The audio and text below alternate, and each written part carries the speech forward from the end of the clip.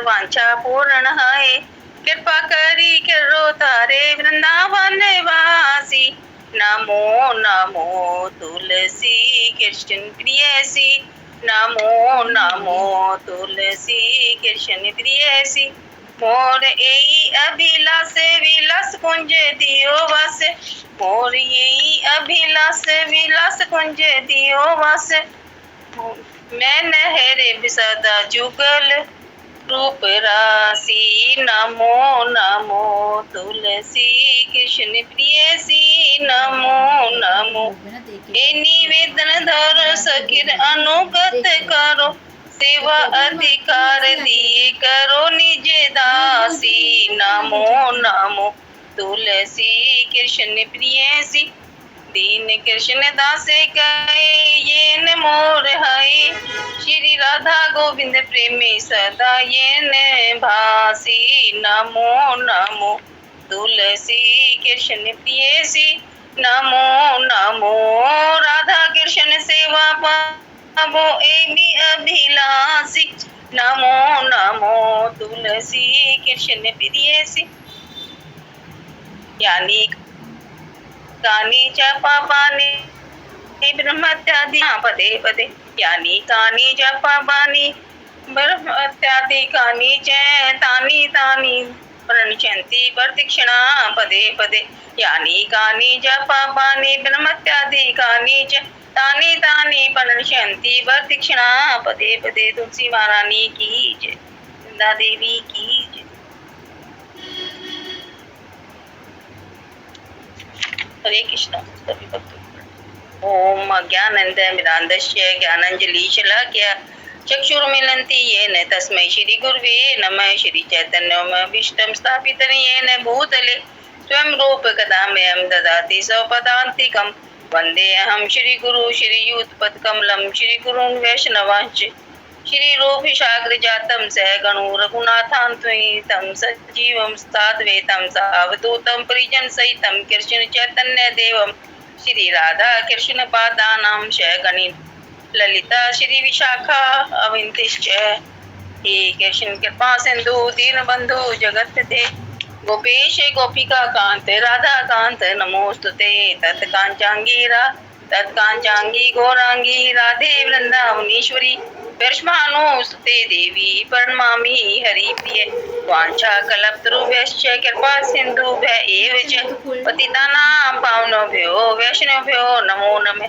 श्री कृष्ण चैतन्य प्रभु नित्यानंद श्री अद्वैत गदाधर श्रीवासादि गौर भक्तवृंद। हरे कृष्ण कृष्ण कृष्ण हरे हरे। हरे राम राम राम हरे हरे। ओम नमो विष्णुपादाय कृष्ण कृष्णाय भूतले श्रीमती भक्ति वेदांत स्वामिनीति नामिने नमस्ते सरस्वती देवी गौरवाणी प्रचारिणे निर्विशेष शून्यवादी पाश्चात्य देश धारिणे। श्रील प्रभुपाद की। श्रीमद् भगवत गीता यथारूप श्लोक संख्या 20। न जायते म्रियते वा कदाचिन नायं भूत्वा भविता वा न भूय अजो नित्य शाश्वतोऽयं पुराणो न हन्यते हन्यमाने शरीरे। न कभी नहीं जायते जन्मता है, म्रियते मरता है, वा या कदाचित कभी भी, भूत वर्तमान या भविष्य, न कभी नहीं, अयम यह, भूतवा होकर, भविता होने वाला, वा अथवा न नहीं, हुए अथवा यह पुनः होने वाला है, अज अजन्मा, नित्य नित्य, शाश्वत स्थायी, अयम यह, पुराण सबसे प्राचीन, न नहीं, अन्यन्ते मारा जाता है, अन्य माने मारा जाकर, शरीरे शरीर में। आत्मा के लिए किसी भी काल में न तो जन्म है न मृत्यु। वह न तो कभी जन्मा है न जन्म लेता है और न जन्म लेगा। वह अजन्मा नित्य शाश्वत तथा पुरातन है। शरीर के मारे जाने पर वह मारा नहीं जाता। श्रील प्रभुपाद की जय। इस श्लोक में हमें ये बता रहे प्रभुपाद जी, न जायते म्रियते वा कदाचिन, आत्मा है जो न जायते, ये ना जन्म लेती, न मृत्यु, ना ये मरती, ये कदाचिन कभी भी, आत्मा जो है ना कभी जन्म लेती है ना मृत्यु को प्राप्त होती है। ये क्या है? अजर है, अमर है। नायम भूतवा भविता न भूयम। ना ये कभी हुआ, ना होगा, ना होने वाला है, ना भूत भविष्य, ना वर्तमान में। तो ये क्या है? आत्मा ना जन्म लेती है और ना मृत्यु को ही प्राप्त होती है। अजो नित्य शाश्वतो पुराण है। तो ये क्या है? जैसे कलयुग में, सतयुग में या द्वापर में ऐसा कभी हुआ ही नहीं कि आत्मा कभी मरी हो। जो आत्मा का जो हमारा साइज है वो आत्मा उसी रूप में हमें दूसरे जन्म में मिल जाती है। हमारा शरीर नष्ट होता है लेकिन आत्मा कभी नष्ट नहीं होती, ना ये कभी पैदा होती है ना कभी मरती है। जैसे कि कलयुग में, द्वापर में या त्रेता में ऐसा कभी हुआ ही नहीं। किसी भी काल में ऐसा नहीं हुआ कि आत्मा ने कोई जन्म लिया हो या आत्मा मृत्यु को प्राप्त हुई है। ये शरीर जो है हमारा, यही क्या होता है, ये अजर, यही हमारा, इसके ही हमारे 6 रूप माने जाते हैं। शरीर में इसमें ही 6 परिवर्तन होते हैं। जैसे कि शरीर क्या है? जन्म लेता है, फिर थोड़ा बड़ा होता है, मतलब वृद्धि को प्राप्त होता है। फिर क्या होता है? शरीर में स्थिर हो जाता है। फिर एक शरीर एक अवस्था के बाद, जैसे 20 या 22 साल की उम्र के बाद स्थिर जो है शरीर जो है वो स्थिर हो जाता है। और फिर क्या होता है? शरीर में शरीर फिर यौवन अवस्था में आता है। उसमें भी हमारे शरीर में बहुत परिवर्तन होता है। ठीक है। फिर उसके बाद हमारा शरीर बुढ़ापे की तरफ जाता है। तो शरीर की ही ये परिवर्तन, और फिर उसके बाद मृत्यु को प्राप्त हो जाता है। तो ये सारा सब कुछ हमारे शरीर के साथ ही है। आत्मा के साथ ऐसा कुछ नहीं है। आत्मा तो हमारी स्थिर है, जैसी है आत्मा। आत्मा में कोई परिवर्तन नहीं होता। न अन्यते न अन्यमान्य शरीरे। ना ये मरती है और ना शरीर ही हमारा मृत्यु को प्राप्त होता है, और आत्मा तो हमारी एक शरीर से दूसरे शरीर में परिवर्तन हो जाती है। श्रील प्रभुपाद की जय। तात्पर्य: गुणात्मक दृष्टि से परमात्मा का अणु अंश परम से अभिन्न है। वह शरीर की भांति विकारी नहीं है। कभी कभी आत्मा तो स्थायी या कूटस्थ कहा जाता है। आत्मा को क्या कहा जाता है? स्थायी कहा जाता है। और शरीर में 6 प्रकार के रूपांतर होते हैं। वह माता के गर्भ से जन्म लेता है, कुछ काल तक रहता है, बढ़ता है, कुछ परिणाम उत्पन्न करता है, धीरे धीरे क्षीण होता है और अंत में समाप्त हो जाता है। वही श्रील प्रभुपाद जी बता रहे हैं ना कि इसके हमारे शरीर में जो है वो 6 परिवर्तन आते हैं। वो माता के शरीर से जन्म लेता है तो वो छोटी अवस्था में होता है, और फिर वो क्या करता है? फिर थोड़ा सा बड़ा होता है, फिर यौवन अवस्था में आता है, फिर यौवन अवस्था में आता है, फिर शरीर थोड़ा सा क्षय होता चला जाता है और फिर अंत में पूरा ही शरीर खत्म हो जाता है। तो इस शरीर की 6 स्थितियां हैं जो धीरे धीरे अपनी आयु को प्राप्त कर लेती हैं। किंतु आत्मा में ऐसा परिवर्तन नहीं होते। आत्मा अजन्मा है, किंतु चूंकि आत्मा अजन्मा है किंतु वह भौतिक शरीर धारण करता है, अतः शरीर जन्म लेता है। आत्मा न तो जन्म लेता है न मरता है। जिसका जन्म होता है उसकी मृत्यु भी होती है। ये तो बिल्कुल निश्चित है कि जिस प्राणी ने इस संसार में जन्म लिया है उसकी मृत्यु तो निश्चित ही है। और आत्मा तो न जन्म लेती है न मृत्यु को प्राप्त होती है। और चूंकि आत्मा जन्म नहीं लेता है तो उसका न तो भूत, न वर्तमान, न भविष्य। तो आत्मा जब जन्म ही नहीं लेता, ना उसका कोई भी काल, ना भूत होता, ना भविष्य, ना वर्तमान, कुछ भी नहीं होता। वह नित्य शाश्वत है तथा सनातन है। वह नित्य शाश्वत है, वह जो है हमेशा स्थायी रहता है, सनातन है, अर्थात उसके जन्म लेने का कोई इतिहास नहीं है। तो आत्मा का कोई इतिहास नहीं है, ना कभी किसी भी काल में आत्मा का कोई इतिहास नहीं प्राप्त हुआ है। हम शरीर के प्रभाव में आकर आत्मा के जन्म मरण आदि का इतिहास खोजते हैं। आत्मा शरीर की तरह कभी भी व्यर्थ नहीं होता। अतः तथाकथित व्यर्थ पुरुष भी अपने में बाल्यकाल या युवावस्था जैसी अनुभूति पाता है। शरीर के परिवर्तनों पर का आत्मा पर कोई प्रभाव नहीं पड़ता। आत्मा वृक्ष या किसी अन्य भौतिक वस्तु की तरह क्षीण नहीं होती।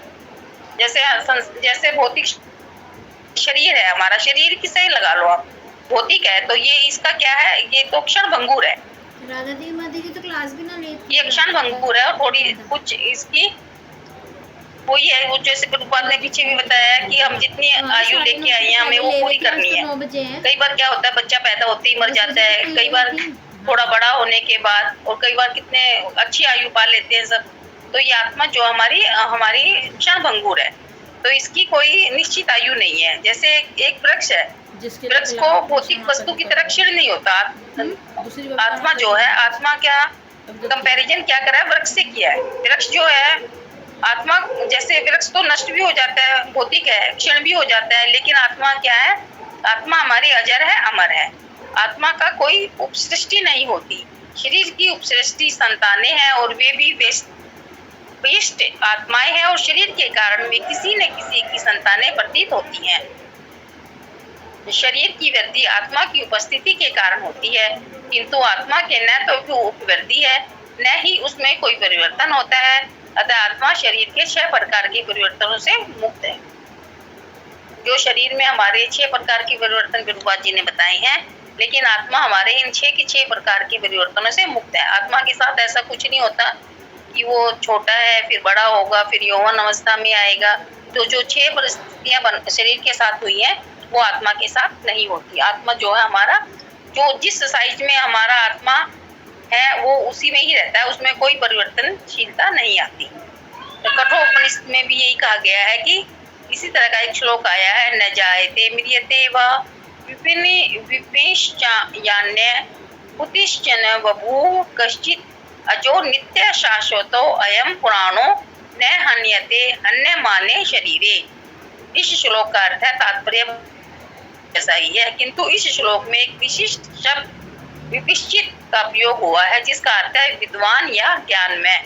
मतलब कोई भी विद्वान हो, कोई भी हो, कोई भी इसका वर्णन आत्मा का तो आत्मा के साथ ही हो सकता है।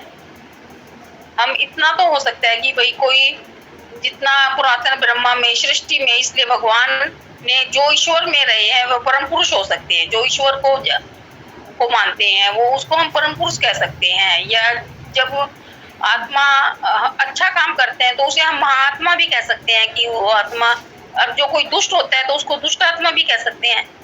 इसलिए आत्मा का जो है, आत्मा का स्वरूप तो बदल सकता है, लेकिन आत्मा का जो साइज है, जो आत्मा हमारे शरीर में है वो उसी अवस्था में रहती है, वो उसमें कोई परिवर्तन नहीं है। आत्मा कोई परिवर्तनशील नहीं होती। आत्मा ज्ञान से या चेतना से सदैव पूर्ण रहता है। अतः चेतना ही आत्मा का लक्षण है। आत्मा यदि कोई हृदयस्थ आत्मा को नहीं खोज पाता तब भी वह आत्मा की उपस्थिति को चेतना की उपस्थिति से जान सकता है। कभी कभी हम बादलों या अन्य कारणों से आकाश में सूर्य को नहीं देख पाते, किंतु सूर्य का प्रकाश सदैव विद्यमान रहता है। इसमें प्रभुपाद जी बिल्कुल स्पष्ट शब्दों में बता रहे हैं। सूर्य से आत्मा की हमारी सूर्य से तुलना की गई है कि जैसे सूर्य है कभी बादलों में ढक जाता है तो सूर्य दिखाई नहीं देता हमें, लेकिन आत्मा क्या है, वही बात आत्मा की है। हमारे आत्मा तो हमारे शरीर में झोंका क्यों है, लेकिन प्रकाश तो सूर्य फिर भी देता है ना, चाहे वो हमें ना दिखे। ऐसे ही आत्मा है, आत्मा हमारे शरीर में सदैव विद्यमान रहती है। अतः हमें विश्वास हो जाता है कि यह दिन का समय है। प्रातःकाल जो ही आकाश में थोड़ा सा सूर्य प्रकाश दिखता है तो हम समझ जाते हैं कि सूर्य आकाश में है। इसी प्रकार चूंकि शरीर में चाहे पशु के हो या पुरुषों के कुछ न कुछ चेतना रहती है, अतः हम आत्मा की उपस्थिति को जान लेते हैं। किंतु जीव की यह चेतना परमेश्वर की चेतना से भिन्न है, क्योंकि परम चेतना तो सर्वज्ञ है, भूत वर्तमान तथा भविष्य के ज्ञान से पूर्ण है। चेतना जो है भूत वर्तमान और भविष्य इन तीनों ज्ञानों से परिपूर्ण है। उसमें कोई ऐसा नहीं है कि उसमें, आत्मा में तो हमेशा चेतना रहती ही है। हमारा शरीर नष्ट होता है लेकिन आत्मा हमारी अजर है, अमर है। किंतु अतः हम आत्मा की उपस्थिति को जान लेते, किंतु जीव की यह चेतना परमेश्वर की चेतना से भिन्न है, क्योंकि परम चेतना तो सर्वज्ञ है, भूत वर्तमान तथा भविष्य के ज्ञान से पूर्ण है। बेष्टि जीव की चेतना विस्मरणशील है। जब वह अपने वास्तविक स्वरूप को भूल जाता है तो उसे कृष्ण के उपदेशों से शिक्षा तथा प्रकाश और बोध प्राप्त होता है, किंतु कृष्ण विस्मरणशील जीव नहीं है। यदि वे ऐसे होते तो उनके द्वारा दिए गए भगवत गीता के उपदेश व्यर्थ होते। आत्मा के 2 प्रकार है, एक तो अणु आत्मा और दूसरा विभु आत्मा। कठोर कठोर उपनिषद में इसकी पुष्टि इस प्रकार हुई है।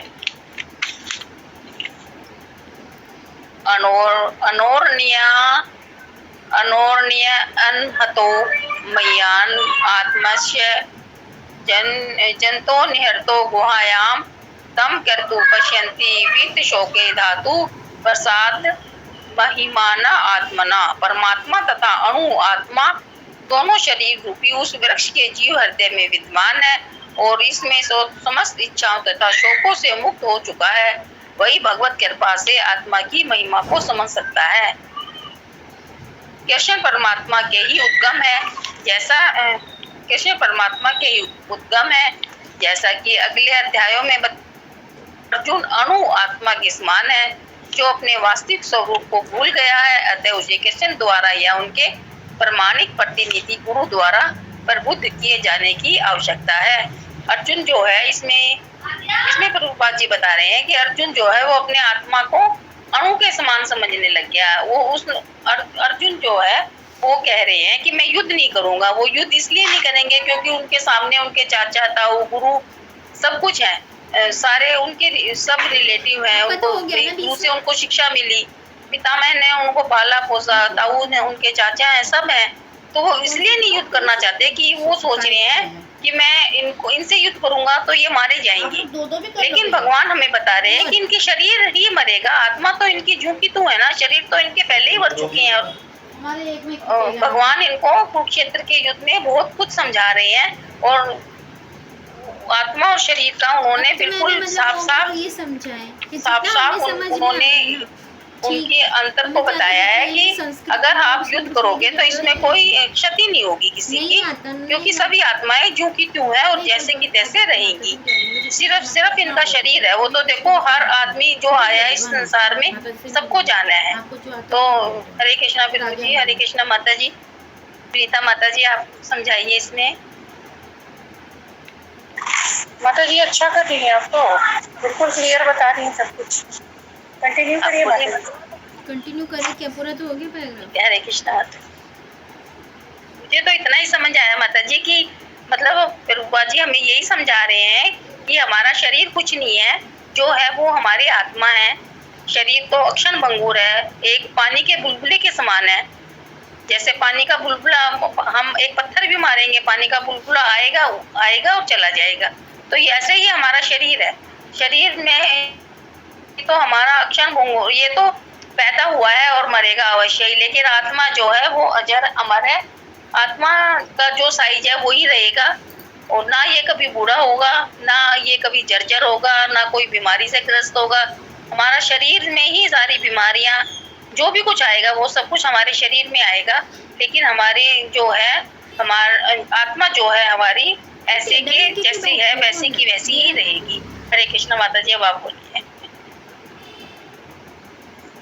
माता जी श्लोक में बिल्कुल से स्पष्ट है कि आत्मा जो है वो उसके चार उसकी कैरेक्टरिस्टिक्स है कि वो अजन्मा है, नित्य है, शाश्वत है और पुराण है ना। तो अजन्मा है मतलब क्या कि जिसका कभी जन्म होता ही नहीं। जिसका जन्म नहीं होता है तो भगवान का जन्म नहीं होता है ना। तो भगवान का जन्म नहीं होता है और भगवान के ही पार्ट है आत्मा, तो आत्मा का भी जन्म नहीं होता है ना। दूसरा है कि ये नित्य है। नित्य मतलब क्या कि कभी मरता ही नहीं है ना, ना तो जन्म हो रहा है ना ही मृत्यु हो रही है, तो कभी ये मरता नहीं है। तो जिसका जन्म होता है उसी की मृत्यु होती है, क्योंकि शरीर का जन्म होता है इसलिए ये शरीर की मृत्यु होती है। आत्मा का जन्म नहीं होता इसलिए आत्मा की मृत्यु नहीं होती है ना। और शाश्वत है मतलब क्या कि ये ऐसा नहीं है कि ये एक बार उत्पन्न होता है होकर के फिर उत्पन्न नहीं होता है ना। शाश्वत मतलब क्या, एक बार उत्पन्न होकर के फिर उत्पन्न नहीं होता है, ऐसा नहीं। ये बार बार बार बार आत्मा जो है ना धरती पे शरीर लेकर के आते रहता है ना। लेकिन आत्मा का जन्म नहीं हो रहा है, यहाँ पे समझना होगा। उत्पन्न होकर उत्पन्न नहीं होता है, ऐसा नहीं। मतलब कि गुरु स्वीकार उत्पन्न हो रहा है मतलब क्या, शरीर के साथ ये शरीर धारण करके बार बार पृथ्वी पे आना है ना। भगवान से अलग होकर के अलग अलग शरीर धारण करके मैंने पृथ्वी साथ पे में आना। पढ़ा था, उसमें तो बताते इससे ये हम हैं समझ भगवान सकते हैं। आपको और वो समझ पुरातन है, पुराण है ना, तो कृपया मुझे तो उपदेश पुराण हम प्रसन्न किसको कहते हैं? हाँ। पुराण जो है हमारे पुराण, इतने पुराण जो है हमारे 18 पुराण हैं, तो पुराण इतने पुराने हैं, चुप हो है गया, ना, देखा वो ना, तो मैं कई युक्ति हजार करूँ साल ना, चुप पहले हो गया। लिखे गए हैं। लिखे गए मतलब शब्द रो भगवान हंसे। पुस्तक के रूप में आया, लेकिन उसके पहले भगवान ने हंसते कई हैं। करोड़ों साल पहले भगवान के मुख से वो निकला हुआ है पुराण भी, पंडित है ना। तो तो बन रहा पुराण जो है, लेकिन लेकिन उसकी अज्ञानता है। रिलेवेंसी अभी भी है ना, तो तो उसके लिए कभी श्लोक भी कर पुराण दो। पुराना होता ही नहीं, हाँ। है ना। आज भी उतना ही इम्पोर्टेंस है पुराणों की, वेदों की, 12 जितना साल। जब वो भगवान ने जब कहा था, है ना। तो पुराण कभी कभी पुरातन होता नहीं, है ना। तो आत्मा जो है वो पुराण है, मतलब क्या, बहुत पुरानी है, लेकिन फिर भी क्या है, नवीन है। घूमते ऊपर देखिए आप क्या नहीं, कर जैसे रहे हो, गीता सुन है, रहे तो भगवत कह दो गीता इतनी पुरानी है ना, 12,000 करोड़ साल पहले भगवान ने कैसे सूर्य को चला जब लेंगे? सुनाया, उसके पहले भी सुनाया, है ना। तो कितनी पुरानी है। और आज भी जब हम अभी पढ़ भी रहे हैं ना, तो हर दिन क्या है, नया, है ना। वही श्लोक आप 4 बार पढ़ते हैं ना, तो 4 बार 4 तरफ से समझ आती है ना। तो हर बार नया होता है, मतलब कि पुराना होकर के भी इसकी नवीनता जो है ना वो बरकरार है, बिल्कुल नया, ऐसा है। तो इससे हम ये समझ सकते हैं कि पुरातन है, फिर भी ये पुराना नहीं है ना, जर्जर नहीं है ये। आत्मा इतना पुराना है, जैसे हमारा शरीर पुराना हो जाता है तो कैसा हो जाता है, जर्जर हो जाता है ना, कुछ कर नहीं पाते, है ना। इधर बीमारी लग गई, उधर बीमारी लगी, लेकिन आत्मा इतना पुराना होकर के भी बिल्कुल नवीन है ना। जैसे भगवान जैसे हमेशा से कहते थे, यंग थे ना, 15 साल कुछ महीने कुछ दिन के, 15-16 साल के थे, तो उस समय सबसे ज्यादा एनर्जी रहती है इस उम्र में, है ना। 15 इयर्स के जब होते हैं कोई भी, तो सबसे ज्यादा एनर्जेटिक। तो वैसे ही हमारी आत्मा जो है ना बहुत एनर्जेटिक है, तो बिल्कुल नवीन है ना, बिल्कुल बालक नहीं है, नवीन है, तो फुल ऑफ एनर्जी, ये हम समझ सकते हैं इससे, है ना। तो मतलब क्या कि जीवात्मा का कभी जन्म नहीं लेती और जीवात्मा कभी मरती नहीं, है ना। जीवात्मा जन्म नहीं लेती, तो मतलब क्या, इसमें श्लोक में जैसे है ना लिखा हुआ, ना जायते, है ना। तो ना जायते मतलब क्या, जीवात्मा का जन्म नहीं लेती है जीवात्मा, है ना। लेकिन भौतिक शरीर जो है वो क्या होता है, वो जन्म लेता है, बार बार जन्म लेता है। कौन? भौतिक शरीर लेता है। और भौतिक शरीर कब मिलता है, तो अलग अलग भौतिक शरीर मिलता है। तो कैसे मिलता है वो, तो क्योंकि कपिल भगवान भी भागवतम में माता देवहूति को बता रहे हैं कि जो कर्म फल है ना, उसके अनुसार विशेष प्रकार का शरीर धारण होता है। जैसे हमारे कर्म फल बहुत अच्छे होंगे तभी हमें ये मनुष्य शरीर मिला, है ना। और तब उसके बाद क्या होता है कि जीवात्मा जो है पुरुष के वीर्य कर्ण का आश्रय लेता है ना। तो जीवात्मा जो है ना कहाँ आश्रय सबसे पहले मिलता है, तो पुरुष के वीर्य कर्ण, है ना। और वीर्य में कहाँ से आया, तो जो भगवान जो बारिश कराते हैं ना, और वो अन्न पे जब पड़ता है ना खेतों में, है ना, तो उसके थ्रू वो पुरुष के वीर्य कर्ण में आ जाता है, और फिर स्त्री के गर्भ में, और फिर उसका स्त्री के गर्भ में जो है धीरे धीरे बढ़ करके एक स्वरूप ले लेता है। तो ये प्रोसेस है, और हर जीव का ऐसा ही है ना। हर जीव, जो भी जीव है ना, क्योंकि सारे जीव इस धरती का ही भोजन करते हैं, और इस धरती पे भगवान जो है आत्माओं की बारिश करते हैं, बारिश के साथ, है ना। तो साधारण जो वर्षा होती है वो साधारण वर्षा नहीं है ना। भगवान जीवों को भेजते हैं इस धरती पे वर्षा के द्वारा। ये नहीं कह सकते हम कि बरसात का मौसम आ गया तो खूब बारिश है ना। तो ऐसा ही है, इससे हम ये समझ सकते हैं। और भी कोई कुछ जोड़ना चाहे तो जोड़िए, मेरे को तो यही समझ आ रहा है, क्योंकि ये पूरा ये जो कुछ श्लोक है ना इसके लास्ट तक के इस अध्याय के, इसमें ऐसे ही है कि अजन्मा है, और केवल क्या है, शरीर जो है वही बार बार आ रहा है। और शरीर कैसे धारण कर रहा है, तो उसका पूरा एक प्रोसेस है जो कि बताया गया है भागवतम में। और जब आत्मा जब शरीर छोड़ती है ना, तो उसका भी बहुत अच्छा व्याख्या है कि शरीर भी छूटता है ना, तो उसका भी प्रोसेस है। जैसे शरीर छूटता है तो जैसे हमारे कर्मफल है उसके अनुसार शरीर छूटता है, और शरीर छूटता है तो यमराज जो है वो स्वयं या अपने दूतों को भेजते हैं, तो स्वयं यमराज लेने, क्योंकि यमराज भी कौन है, काल कौन है, तो भगवान ही तो है। तो भगवान ही आते हैं लेने, लेकिन वो किस प्रकार ले जाएंगे, वो पनिशमेंट देते हुए ले जाएंगे या हमें अपने रथ पे बिठा के ले जाएंगे, वो हमारे कर्म पे डिपेंड करता है ना। तो हम तो कर्मों के साथ क्या करना चाहिए, फिर प्रयास क्या करना चाहिए कि भगवान काल के रूप में भी आए हमारे सामने, लेकिन हम उनसे डरे नहीं और वो हमें अपने रथ पे बिठा कर है ना। उसके बाद क्या भगवान कहते हैं, जब हम स्वर्ग के रास्ते से जाते हैं तो भगवान कहते हैं कि यहाँ देखो जो स्थान, जो तुम्हारा निवास है वहाँ पे रहना चाहते हो। अगर स्वर्ग की लालसा है तो स्वर्ग में ही हम छूट जाएंगे, है ना, कि भोगने की लालसा और बची हुई है ना।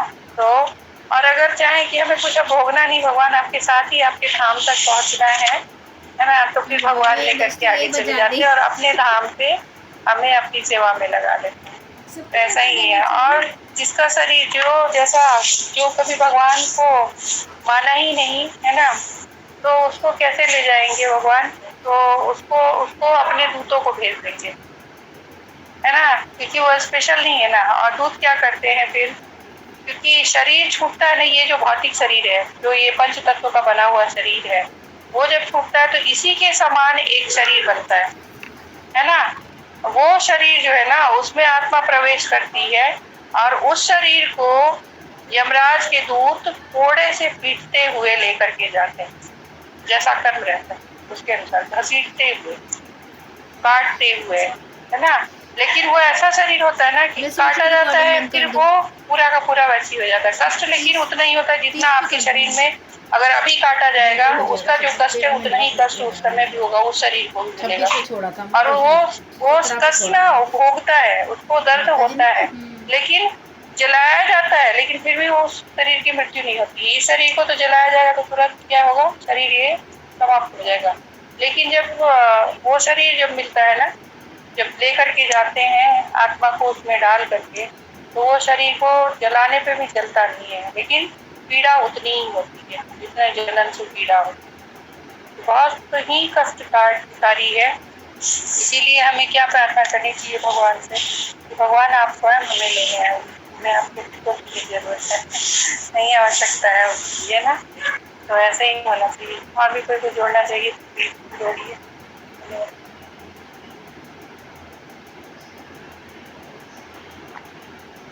हरे कृष्ण माता जी। धन्यवाद माता जी। जो माता जी आपने इतना सुंदर, अच्छे से, इतना सुंदर तरीके से बताया, जैसा आप कह रहे थे कि नहीं मैं बोल पाऊंगी, लेकिन कितना सुंदर आपने एक सबको कितना खोज के बताया, वो कितना सुंदर बताया आपने ना। इसके तो हम बोल ही नहीं सकते कि हम बिना तैयारी किए भी ऐसा बोल सकते, तो इसमें तो कोई कमी है ही नहीं कि आप नहीं बोल सकते। बहुत अच्छा माता जी। आप बोलने नहीं बोलने का नहीं है, ऐसा कुछ नहीं, सब में सब अच्छा बोलते हैं, है ना। तो इसका ये कोई कंपटीशन थोड़ी है, लेकिन जो जैसा समझ आता या थोड़ा ये है कि थोड़ा सा